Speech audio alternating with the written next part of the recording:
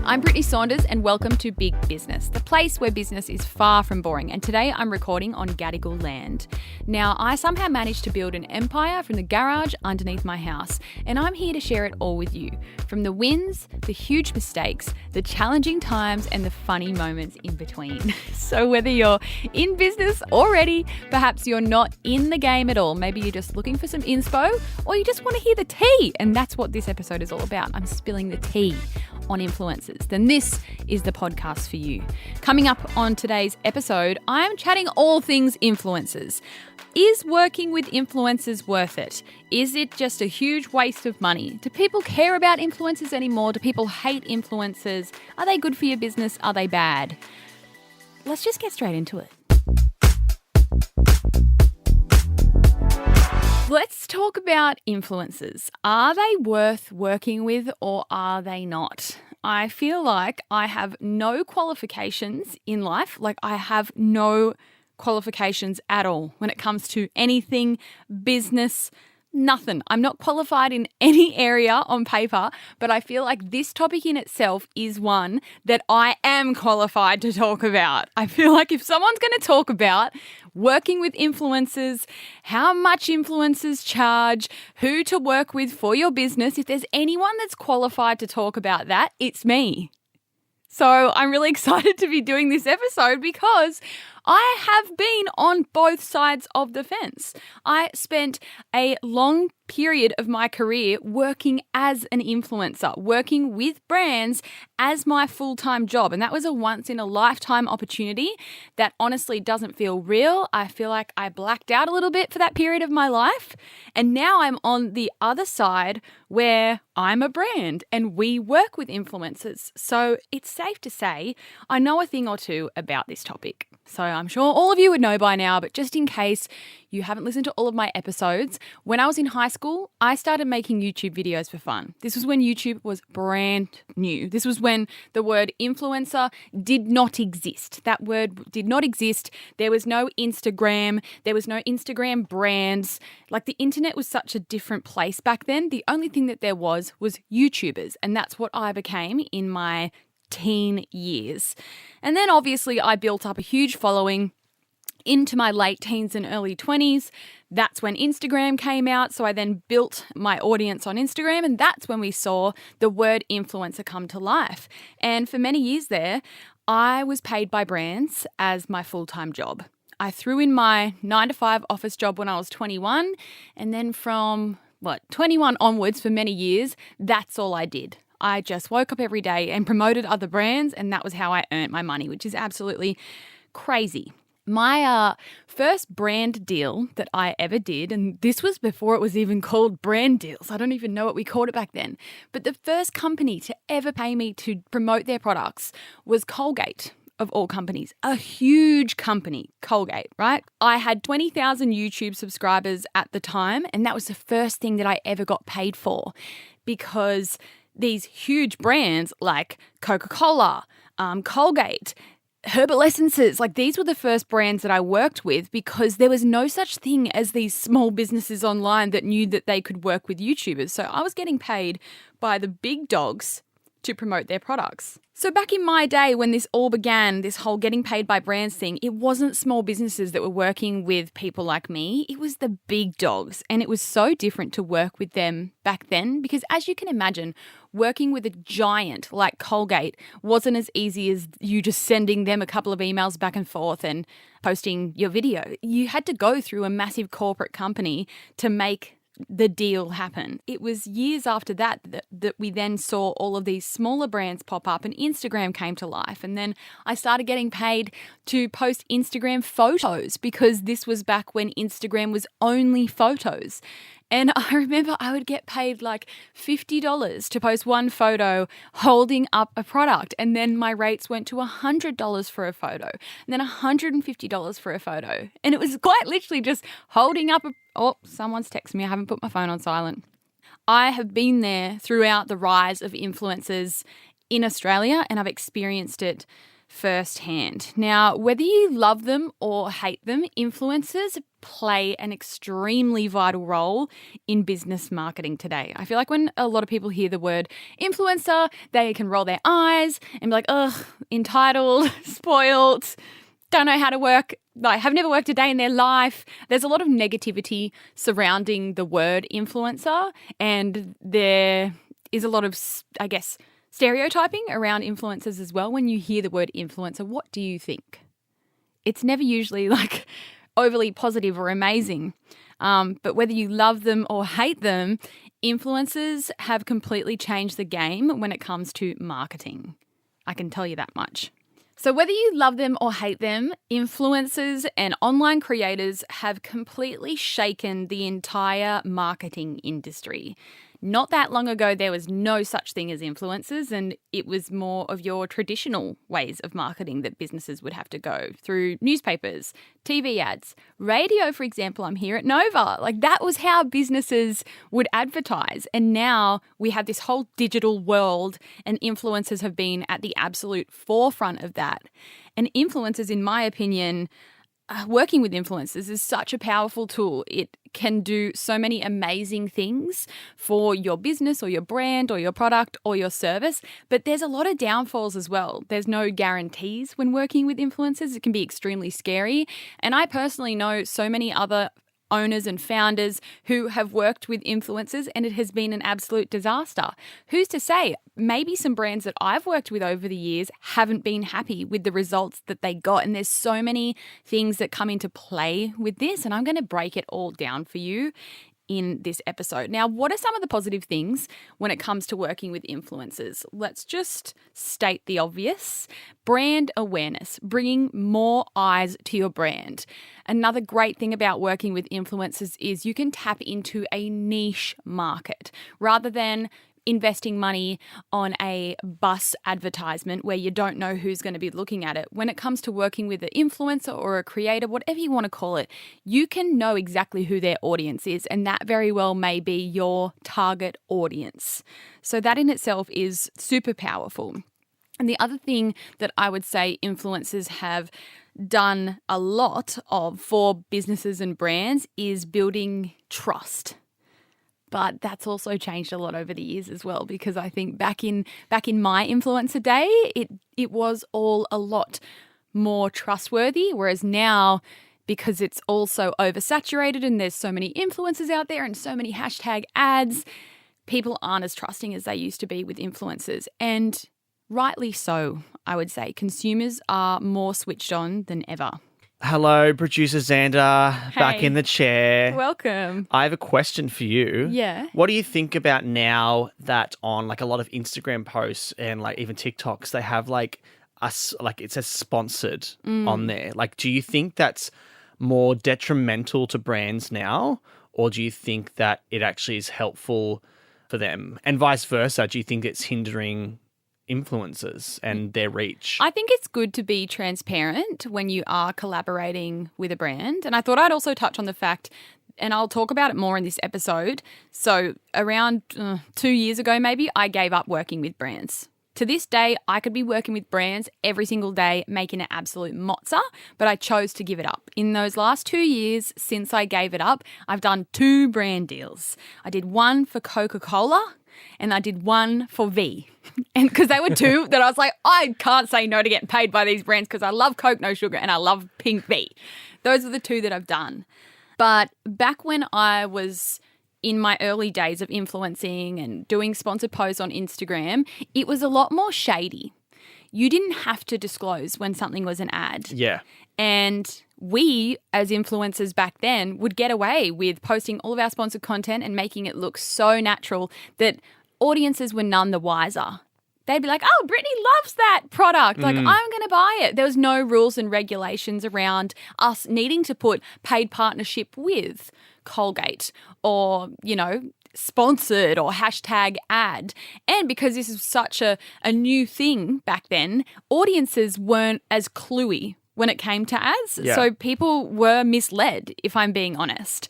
And I think it's a good thing that as this entire thing has grown when it comes to influencers working with brands. I think it's great that there has been a lot of rules implemented around creators needing to be honest when it comes to, getting paid for talking about a product. I think it's a good thing that you have to be transparent. And whenever I see someone now putting up an ad and they don't have like hashtag ad or paid partnership with, I'm like, you sneaky little dog. See, I tend to now, I'll just scroll past who says sponsored. Yes, I don't want to watch it. That's the other thing as well. And like on your question, I think it is detrimental to both the business and the creator because people see sponsored or paid collaboration with Fate and then they scroll straight past. Yeah. Because they're like, oh, that's an ad. I don't want to see that. And I guess that's just the way it is. It's a tricky one. Yeah. Because, that sucks for the business and the brand. It may not get as many views as it usually would. And I don't know the ins and outs of the back end of, let's say, Instagram. But I'm sure that if I'm doing a sponsored post with V Energy Pink, refresh, and I put paid partnership with V and I put like the proper thing on it, I'm sure Instagram is going to give that video way less views. Yeah. It would know. Same on TikTok if you're doing like sponsored, whatever. As soon as you toggle that thing on in your settings when you're doing a post, TikTok or Instagram, they're going to go, well, this person's getting paid for this, so we're going to show it to less people because there's money involved.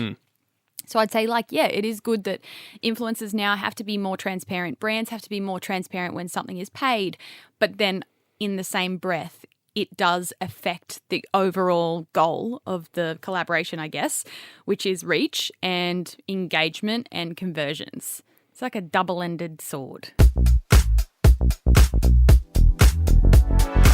So let's get into the nitty-gritties. Let's talk about all the little details that no one talks about. First of all, how do you choose the right influencer for your brand? My number one tip, and again, I'm speaking to you from experience of being an influencer myself and then also working with influencers through Fate. Number one, do your research. Don't just go after the biggest influencer who's popping off right now because everyone's talking about them. Do your research on who you want to work with. I think it's very easy to see someone and be like, wow, she's so popular or they're so popular and they've got lots of followers and lots of views. I'm just going to go work with them straight off the bat. I think it's really important to be selective with who you want to work with as a brand and do your research on the person that you're wanting to work with. Don't just see a creator and think, wow, they've got loads of followers. I want them to promote my business. Do your research. I think it's also important for brands and business owners to understand the differences between micro and macro influencers. At Fate, we work with micro influencers. You don't see us working really with any huge influencers that have hundreds of thousands of followers. And my advice to anyone out there, especially if you're new to working with creators and influencers, is go for the smaller ones. Why? Number one, it's more affordable. It's less of a risk for you because you're not going to be paying someone $20,000 for a reel. It's going to be more affordable. It's a safer option. And also, I think people are kind of getting sick of the bigger influencers just continuously flogging products. People are leaning more towards enjoying smaller, more niche creators. And let's say if someone has 10,000 followers on their TikTok, whilst that isn't 100,000, they might not get the same views as someone does with 100,000 followers.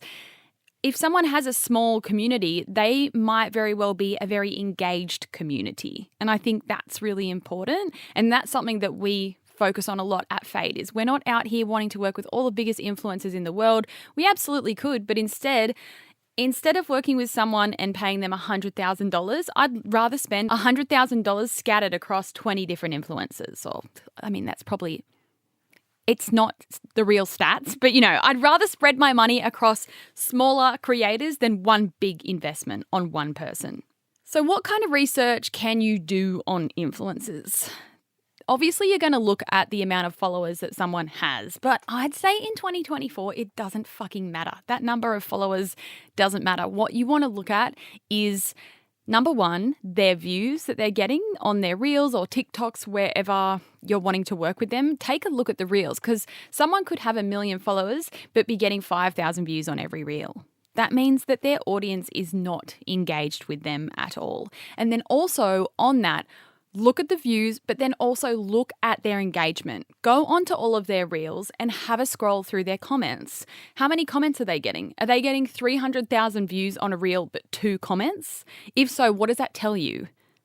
Are the views even real? I think that's another thing you got to be so careful with as well, is you can so easily go onto like so many websites out there that are like bot websites, and you can pay money and like fake followers can come to your profile, fake comments can come to your profile, fake views can come to your profile. So I think it's far more important to look at someone's engagement, look at their comments, see who's commenting on their videos. You can even go onto creators' pages and you can see which ones don't have genuine comments, because all the comments are kind of like random or just like love hearts. You know, you want to look for people who have an audience that are genuinely engaging with the content that they're posting.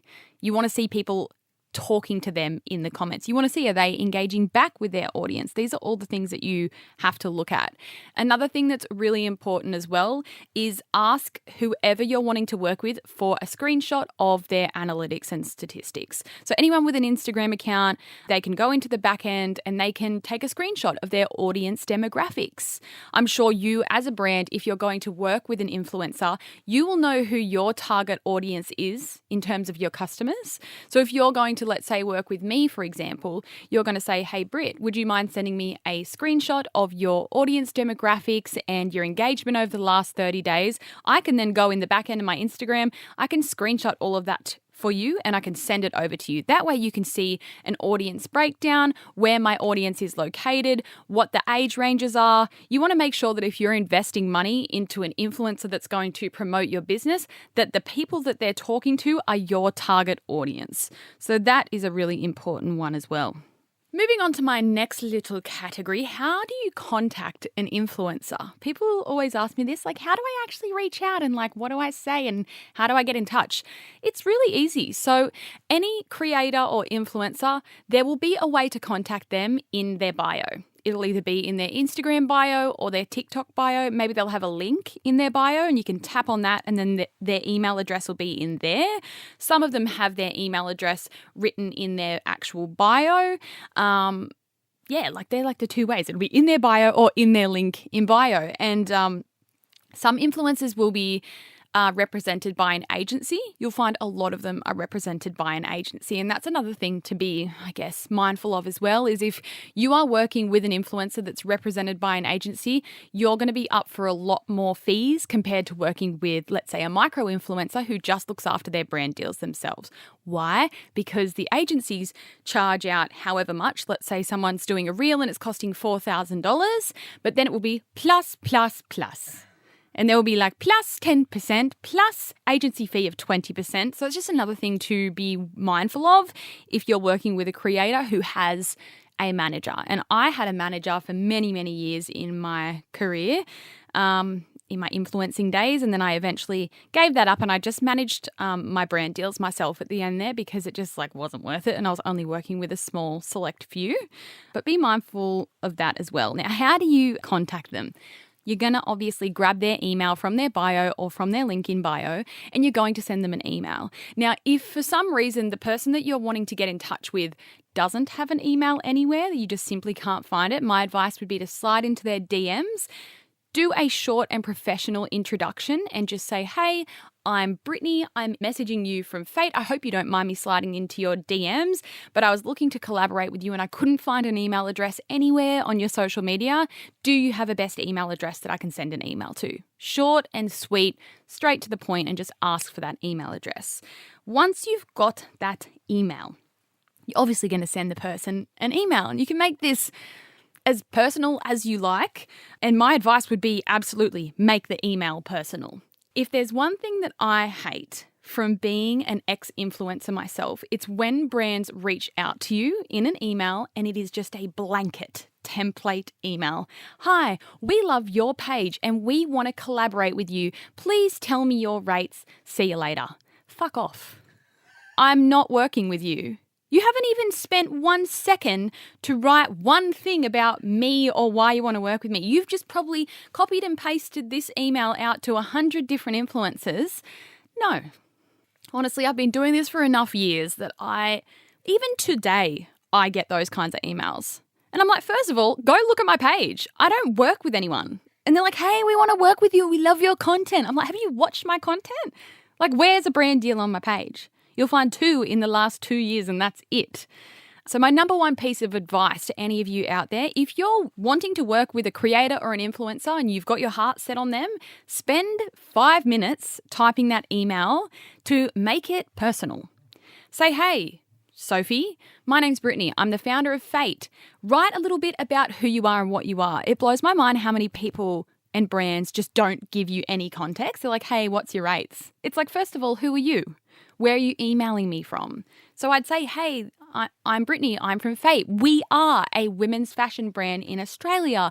We stock sizes 6 to 26. And I'm reaching out because we've been following you. That's another thing. Follow the creator. Follow the creator. Or especially if you're sliding into their DMs, like some people will DM, be like, hey, would you like to collaborate? And then I go to their page and they're not following me. I'm like, make it make sense. But give them the spiel on who you are. Maybe you even have a document that you could attach. Maybe you've made up a little PDF about your business in Canva. Attach that. Give them as much information as you can and then put a little bit about why you want to work with this creator. Don't just write, we love your content. That's so stock standard. Say, I love the way that you do this, and the reasons why I think we would be a great match to work together is because XYZ. I love your authenticity. I love your humor, whatever it is. Let the creator know that you have done your research on them. Don't just send a stock standard email. If you send me a stock standard email, I will delete it. Sorry, I'm not even fucking writing back. Or sometimes if I'm feeling real sassy, I'll just write back and just say, can you not send me a blanket email?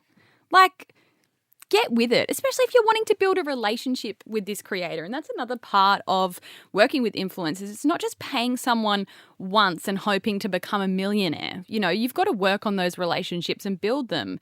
It's better to have relationships ongoing with creators than just paying everyone once, one time to flog your product and hope for the best. But that's a whole other rabbit hole in itself. My next piece of advice when it comes to working with influencers is be so clear from the beginning. Clearly communicate to the creator or influencer exactly what it is that you want from them. Not recently, but back in my early YouTube days, I cannot even begin to tell you the amount of times that I have worked with brands. This was more back when I was making YouTube videos for brands, which was like so much more intense than like making a 30-second reel. This is when I'm, doing a dedicated YouTube video for a brand, and they would give you all the information, you would agree on a price, you knew what you were doing, you got the products or whatever, you'd make the video, you'd spend all that time doing it, and they go, actually, and you'd be like, you're fucking joking. Like, why didn't you say that in the beginning? Then you would have to spend another however long redoing the whole thing. So my advice, to make it easier for everyone, like not only you as the business, but the influencer as well, just clearly communicate to them exactly what it is that you're wanting. You can write this all out in an email or you can make it into a document. If you have a specific way that you want the video to be filmed, it could be little things like make sure you have lovely natural lighting and just all those kinds of things. Make sure you don't have hair ties on your wrist. Like, be as specific as you want. Same goes for if you have any key points that you want the creator to hit, like a certain thing that you would like them to say about your business. Tell them all of the information and be so clear from the very beginning so that when you get that piece of content that they've created for you, it's exactly what you wanted it to be. It's not like, oh, that's great, but can you do it again and also say all these things? Like, just be so clear from the beginning. The next element that I think is really important, only if you feel like it's absolutely necessary, it just depends on what you're doing, make up a small agreement. It can be a tiny little one-page Word document, an agreement between yourself and the influencer that they are going to do XYZ and in return you are going to give them XYZ. Put on the agreement the date that they agree to give you the content by, and then just both of you sign it at the bottom. a little mini agreement. Doesn't have to be written by a lawyer. It can be so stock standard. Jump in and ask ChatGPT to make up a basic thing for you, because so many brands have been absolutely fucked over by creators. You know, like agreeing to this and that, sending them out the product, and then you never hear from them again. Like that happens all the time. People are fucking shady. So my advice would be spend that extra half an hour making up a little. You could even have like a stock standard one that you use for every single collaboration that you do. And then you just change their name, you change the deliverables, and the deliverables is what they're going to be giving to you. So for example, if you're working with me, my deliverables are 1 reel and 1 set of Instagram stories. So the deliverables are this is when I need it by. For approval, that's another thing. Always get the content approved. So rather than just having the influencer post, you want them to create that content, save it, send it to you for your approval before they choose to go live with it. And then both of you sign it at the bottom. That way you're covered, because I've never personally experienced it, but I know for a fact so many brands have been ghosted by creators, especially the smaller creators, obviously, because they're probably new to it and have no idea what they're doing. On that same note as well, whilst it's so important to outline to the influencer or creator exactly what it is that you're wanting them to do, the key points that you're wanting them to touch on, it's also really important to trust the creator, especially if this is a creator who is experienced in what they're doing. The reason for that is creators know their audience better than anyone. And in my experience, in my early days of YouTubing, I worked with some brands forever ago that by the end of the period that we'd been working together, like let's say from start to finish, if I was doing a campaign or whatever, I wanted to say to them, you may as well have just hired an actress and made a TV ad. Because some brands want it to be so scripted that it feels completely off-brand for the creator. So whilst it's so important to know exactly what you want the influencer to do for you, it's also equally as important for brands to trust the creators. Trust that they know what their audience wants and what they don't want. If they push back and say, oh, I don't think I should say that because it comes across really salesy and I just think my audience is going to skip through that. Instead, can I say it this way? Trust that they know their audience better than you. I think it's all about finding that perfect balance. And then the last little section of this section of the pod is asking their rates. I feel like this is always a really big grey area when it comes to working with influencers, because there is no set rates. There's no guide. There's no, what is it that I pay my staff off? Like an award. There's no award for how much influencers get paid. You know, if you want to know how much to pay someone in retail, just look up the retail award. There's no influencer award, and influencers can charge whatever the fuck they want. Whatever they see their value as is what they can put on their name, and rightly so. Who are we to say that someone can't charge $25,000 for 2 stories? Who am I to say that? But people are always unsure of what is a decent amount to pay influencers, what is an unfair amount, what is way too expensive. And again, that's just something that you're going to figure out along the way. My advice would be put the feelers out there. If you're wanting to work with a certain type of creator, let's say you're wanting to work with fashion content creators in Australia, reach out to a bunch of them, send them all that email, and then you'll start to get a feel for what people charge. Whilst there's no set amount that if you've got 10,000 followers, you should charge $1,000. And if you've got 20,000, there's nothing like that. If you start contacting enough influencers, you will get a rough idea of what the going rates are. And I also thought I would add, everything is negotiable. Everything is negotiable, especially when it comes to working with influencers. You might have some influencers that say, this is my rate, and you say, are we able to negotiate that as it's a little out of my budget? And influencers might come back and say, nope, that is my rate, that is my value. And again, rightly so, fair enough. People can say, this is what I'm worth, and I'm not going to go, any lower. But for the most part, people are willing to negotiate. And maybe if you like, you can set up something that it's more than just a one-off thing. So go, well, this is your rate for one reel, but I actually want you to make me 3 reels over the next 3 months. So could we do a bit of a deal and maybe you get a slight discount because you're working with them 3 times in a row kind of thing. Everything's negotiable. It doesn't hurt to ask, but again, just be professional and clear with your communication. You don't want to offend anyone. Another thing that I think that is going to be popular, well, it already is popular, but I'm not experienced in this, but I know it's already super popular, is affiliate links and affiliate marketing, affiliate influencer marketing. And you'll see now a lot of creators, when they're promoting something on their story, they'll put little stars and put affiliate. And what that is essentially is instead of you paying an influencer, let's say $5,000 to make an Instagram story series about your product, you'll instead give them an affiliate link. And every time one of their followers clicks on that link and goes and shops through that, they make a percentage. So there's no upfront cost for the brand. You might just have to send them some product, let's say, but then it's up to them to hustle to make the money. And a lot of people are doing this now with Amazon. Like you'll see a lot of people sharing their Amazon storefront. I don't know if any of you have seen that. Like it's linked in my Amazon storefront. Click the link in my bio. That's an affiliate link. So they're not getting paid anything by Amazon, but they are if you shop through their link. Another really popular business, I guess, at the moment is LTK, Like to Know It. And you'll see a lot of more so like beauty and fashion creators. They'll say, this outfit is linked to my LTK. Xander's rolling his eyes. So LTK is like a platform. Let's say, for example, I, as Fate, could sign up on LTK. And then influencers join that LTK and they can make commission through their LTK. And they could put their favorite Fate outfit on their own LTK page. And then anyone that shops through that, they will then make a commission.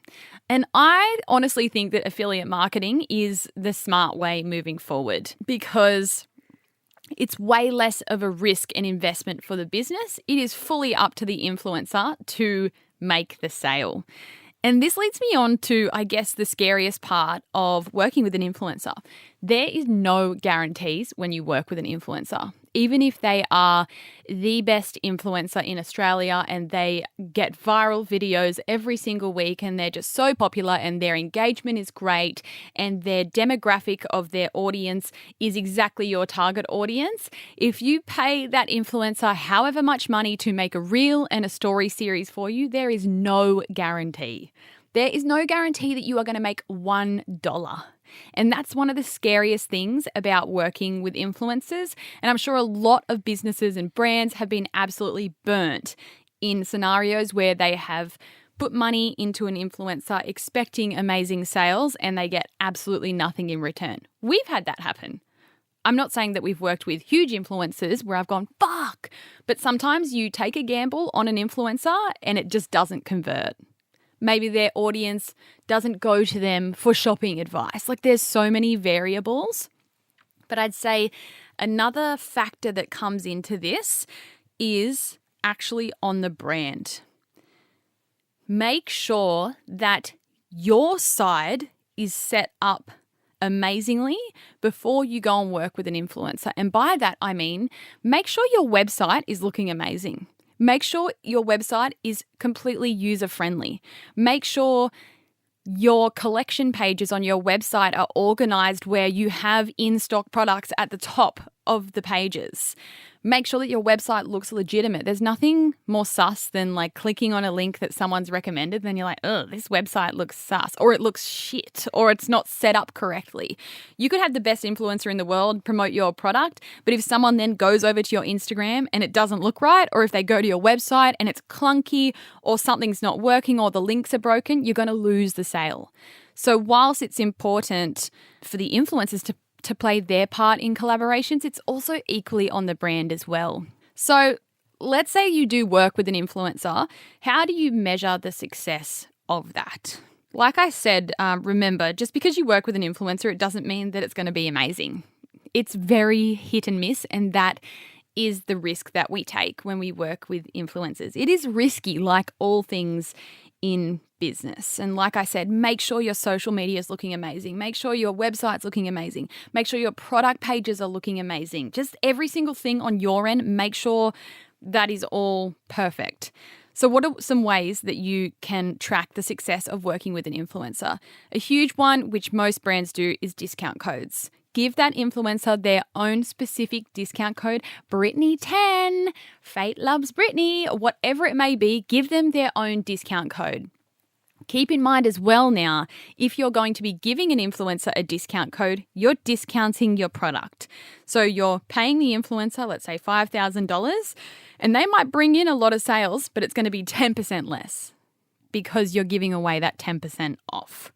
So obviously giving them a code is going to be a great way to track the success of how well the influencer has performed. And it's always scary when you check that code use, like the amount of uses the next day. And if it's only like 2 or 3, like, oh, fuck, that didn't go as well as we thought. Or you might be pleasantly surprised and maybe the code has been used 100 times or 150 times. But codes are a great one to track success of working with an influencer.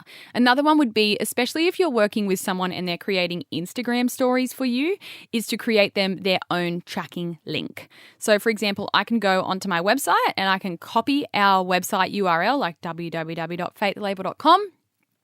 You can then go onto a unique link making website like bit.ly or something, bit.ly. And it will generate you a unique link that you can then give to that influencer. So find a link generator and give your creator that you're working with their very own link. Then you can actually check how many people tapped that link from their stories. Obviously, this isn't going to work on their reel or whatever because you can't click a link in the reel. And over the years, I've had so many brands say, can you please put this link in the caption? And I'm like, you can't fucking click it. What's the point of that? But specifically for Insta stories, give them a direct link. And obviously, after you have worked with a creator, you can track the success of a TikTok and a reel by looking at how many views it got, looking at how many comments it got, looking at how many likes it got. And as for their stories, which is obviously private, you can't see how many views they had. But again, in the back end, we can go in and we can screenshot how many views it got, how many link clicks it got. We can see all of that on our back end as creators. So after their story has expired, you can reach out and say, hey, thanks so much. The stories were great. Would you mind sending me a screenshot of your analytics from the story series that you did? Those are the main ways to track the performance of working with an influencer. Make sure you've got some way of measuring that success if your goal with working with an influencer is to make sales. The other entire angle of working with an influencer, perhaps if you aren't looking at sales, is obviously just brand awareness. If you're just wanting to bring awareness to your brand through people that have followings. And that is one that's kind of harder to track. But that's a whole other topic in itself. In conclusion, are influencers worth it? Yes, they are. Just as long as you do the work on the back end, do your research, be professional, be clear in your communication, just lay out your expectations on the table from the get-go and take your time picking who you're going to work with. Don't just pick someone because they're a popular influencer. Make sure they align with your brand. Make sure their audience seem like the type of audience that would align with your brand. Love them or hate them, I think influencers are a very clever way of marketing your business. And my advice would be give it a go. Remember, everything is a risk and have fun with it. That would be my advice. Anyway, I'm going to leave you with a tip of the week, which I haven't even thought of. But why did I decide that this was going to be a part of my episodes when I've just given 1,000 tips in the fucking episode anyway? Okay, tip of the week. I'm going to bend the rules and just give you an anti-tip of the week that has nothing to do with business. I feel bad, but don't watch the Office Australia version. Have Have you watched it, Xander? No. Okay, so I gave it, so The Office US is my favourite show, like, of all time. I've watched that series, like, 6 times through. It's just my go-to that I'll put on again and again and again. And I really was rooting for the Australian version, which has just come out, by the way, on Amazon Prime. I was really rooting for it to do well, but it's one of those things where, like, they've done the UK version, they've done the US version. Why? Why did they feel the need to bring out an AU version? On the weekend, I just gave it the benefit of the doubt, and I did watch the whole first, like, season. It did warm up a little bit, like, I warmed up to it towards the end kind of thing, but I just, if you're a fan of the US or the UK version, I haven't seen the UK version, don't go there with the AU one, which is so disappointing. But hopefully they can redeem themselves and get better in future episodes or seasons. Anyway, that's my tip of the week, which is not related to business whatsoever, but whatever. Anyway, I got to wrap this episode up because Xander's sitting there like she's been talking for hours and I'm going to have to edit this later. But anyway, that's all from me. I'll be in your ears on Wednesday with my bonus episode. And remember to chase after those dreams as if they owe you money.